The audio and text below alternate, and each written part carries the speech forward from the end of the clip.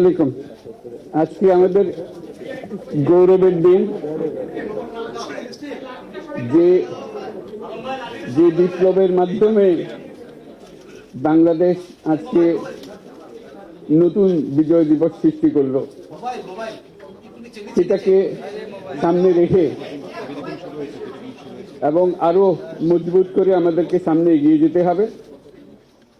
যারা এটা সম্ভব করেছে, যে তরুণ সমাজ, তাদের প্রতি আমি আবার সমস্ত প্রশংসা এবং কৃতজ্ঞতা জানাচ্ছি তাদেরকে। তারা আমার পাশে আছে। এরা এই দেশকে রক্ষা করেছে, এই দেশকে নতুনভাবে পুনর্জন্ম দিয়েছে এবং এই পুনর্জন্মে যে বাংলাদেশ পেলাম, সে বাংলাদেশ যেন অত্যন্ত দ্রুত গতিতে এগিয়ে চলতে পারে, সেটাই হলো আমাদের শপথ। সেটা আমরা রক্ষা করতে চাই, এগিয়ে যেতে চাই। আজকে আবু সাঈদের কথা মনে পড়ছে আমাদের, যে আবু সাঈদের ছবি বাংলাদেশের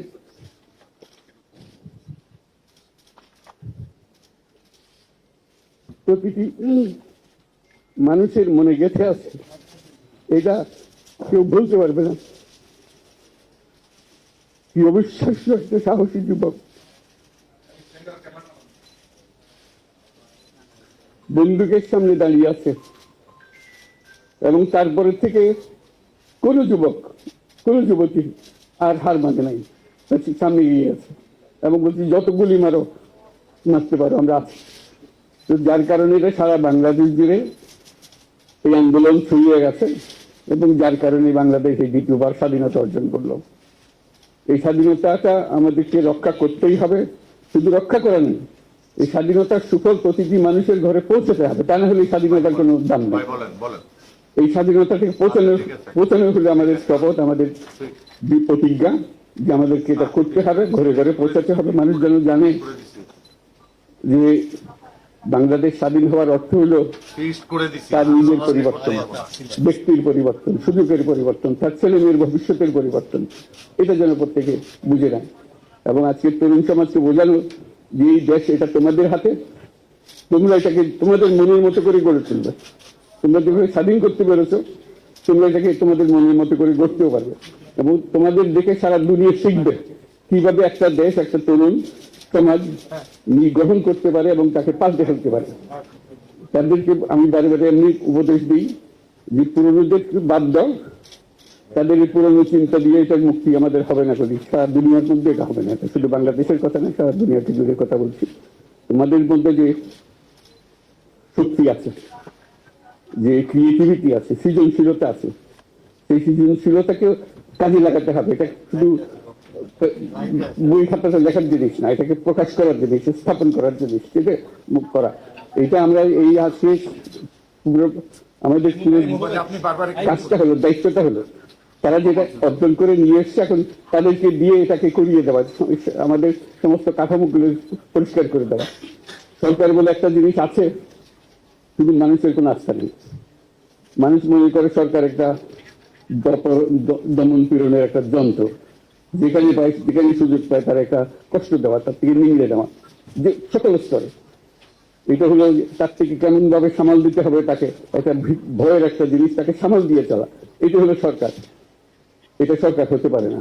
সরকারকে দেখে মানুষের বুক ফুলে উঠবে যে আমাকে সাহায্য করবে, আমাকে রক্ষা করবে, আমার সরকার আমার জন্য দাঁড়াবে। সরকার তার জন্য দাঁড়ায় না কোনো সময়।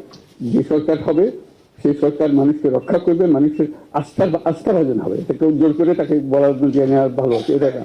সে নিজে নিজে বিশ্বাস করবে সরকারি লোক দেখলে বলবে আমার লোক, আমাকে রক্ষা করার লোক। সেই আস্থাটা আমাদেরকে ফিরিয়ে আনতে হবে মানুষের মনে। তাহলে মানুষও যোগ দেবে এটাতে। মানুষ এখন পিছিয়ে থাকে যে কিসের মধ্যে আমাদেরকে ঢুকিয়ে দিচ্ছে। আমরা যদি জানতে পারি যে এইটা আমরা সবাই মিলে আমরা অগ্রসর হতে পারি। একটা বড়, সারা বাংলাদেশ একটা বড় পরিবার।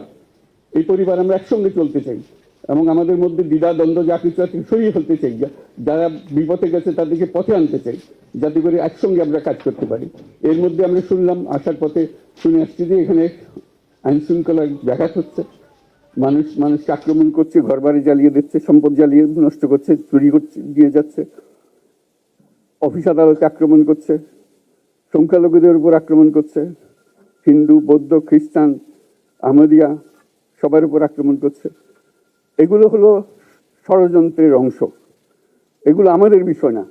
আমাদের কাজ হলো এটাকে রক্ষা করা, সবাইকে রক্ষা করা, এটাকে প্রতিটি মানুষকে, প্রতিটি মানুষ আমাদের ভাই, আমাদের বোন, তাদেরকে রক্ষা করা এবং আমাদের একটা শৃঙ্খলা ফিরিয়ে আসা। বিশৃঙ্খলা, সহিংসতা এগুলো হলো অগ্রগতির বড় শত্রু। আমাদের যে যাত্রা শুরু হলো সেই যাত্রার শত্রু, কাজে এই শত্রুকে যাতে রোধ করা যায়, তাদেরকে বুঝিয়ে শুনিয়ে হোক, তাদেরকে আইন শৃঙ্খলার হাতে দিয়ে হোক, এটা বোঝাতে হবে। তাকে মেরে পেটে এটা ঠিক না, আইন শৃঙ্খলা নিজের হাতে ঠিক না। তাকে আমাদের আইন শৃঙ্খলা বাহিনী এমন হতে হবে, তাদের হাতে সুপর্দ করলে আমরা নিশ্চিন্ত থাকবে তার একটা বিহিত হবে। এমনগুলো আমরা হাতে দিয়ে দিলাম, 2টা টাকা নিয়ে আবার ছেড়ে দিল, এটা যেন আবার না হয়। আমাদের সেই আস্থাটা আমাদেরকে আনতে হবে। কাজে আইন শৃঙ্খলাটা এখন আমাদের প্রথম কাজ। এই আইন শৃঙ্খলা ঠিক না হওয়া পর্যন্ত এটা আমরা অগ্রসর করার জন্য পদক্ষেপ নিতে পারবো না। আপনারা আমার উপরে আস্থা রেখে আমাকে জানিয়েছেন, ছাত্ররা আমাকে আহ্বান দিয়েছে, সেটাতে আমি সাড়া দিয়েছি। দেশবাসীর কাছে আমার আবেদন, আপনারা যদি আমার উপরে বিশ্বাস রাখেন, আমার উপরে ভরসা রাখেন, তাহলে নিশ্চিত করেন যে দেশে কোনো জায়গায় কারো উপরে হামলা হবে না।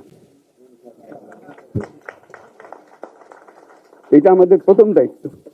এটা যদি আমি করতে না পারি, এটা আমার কথা যদি না শোনেন আপনারা, তাহলে আমার প্রয়োজন এখানে নাই। আমাকে বিদায় দেন, আমি আমার কাজে থাকি, সেখানে আমি ব্যস্ত থাকি। যদি আমাকে প্রয়োজন মনে করেন, তাহলে আমাকে প্রয়োজন মনে করলে আপনাদেরকে দেখাতে হবে যে আমার কথা আপনারা শোনেন। আমার কথা না শুনলে আমার কোনো প্রয়োজন নাই। আমার প্রথম কথা হলো, আপনারা বিশৃঙ্খলা থেকে দেশকে রক্ষা করেন, আপনারা সহিংসতা থেকে দেশকে রক্ষা করেন, যাতে আমরা যা আমাদের ছাত্ররা আমাদেরকে পথ দেখায়, সেই পথে আমরা এগিয়ে যেতে পারি। এটা একটা খুব সুন্দর দেশ হতে পারে, বাংলাদেশ একটা খুব সুন্দর দেশের সম্ভাবনাময় দেশ। কাজে এই সম্ভাবনাগুলোকে আমরা নষ্ট করে দিয়েছি। এখন আবার সেই বীজতলা আবার তৈরি করতে হবে, আবার আমাদেরকে জেগে উঠতে হবে। তারাই এই বীজতলা তৈরি করবে, তাদের হাত দিয়েই হবে, এবং তাদের দিকে আমরা তাকাবো এবং আমরা তাদের নির্দেশ মতে আমরা অগ্রসর হব। এখানে সরকারি কর্মকর্তা কর্মচারী যারা আছেন, সেনাবাহিনী, বিমান বাহিনী, নৌবাহিনী প্রধানরা যারা আছেন, তাদের প্রতি অনুরোধ, আমরা একটা পরিবার, এইটার মধ্যে যেন আমাদের গোলযোগ না হয়, আমরা একযোগে একসাথে চলতে পারি এবং আমরা তড়িৎ গতিতে একটা সুন্দর বাংলাদেশ গড়ার পথে এগিয়ে যেতে পারি। সেটাই আমার কামনা। আপনাদের সবার কাছে আবেদন, আমাদেরকে সেই সুযোগ দেন, আমরা সেই পথে আমরা যেন অগ্রসর নিজের প্রশান্তি পাই। পৃথিবীর সবাই আগ্রহ করে তাকিয়ে আছে আমাদের দিকে। এখানে যখন ছাত্ররা রাস্তায় নেমেছে, পৃথিবীর সব জায়গা থেকে অভিনন্দন এসছে, যে তারা অবাক হয়েছে। আমাদের তো গা শিউরে উঠেছে, প্রতিদিন যা হয়েছে অবিশ্বাস্য কাণ্ড। তাদেরও এটা স্পর্শ করেছে, তাদের তরুণরাও জেগে উঠছে আমাদের ছেলে মেয়েদের এই অভিজ্ঞতা থেকে, তাদের এই সংবাদ থেকে তারাও চোখ জেগে উঠেছে আমরা কি করতে পারি।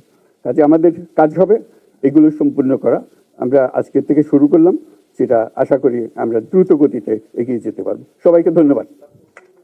আজকে কোশ্চেন আমি নিলাম না, আর দিও না। Thank you. আজকে আর করো না, হবে কথা তো হবেই। Thank you so much.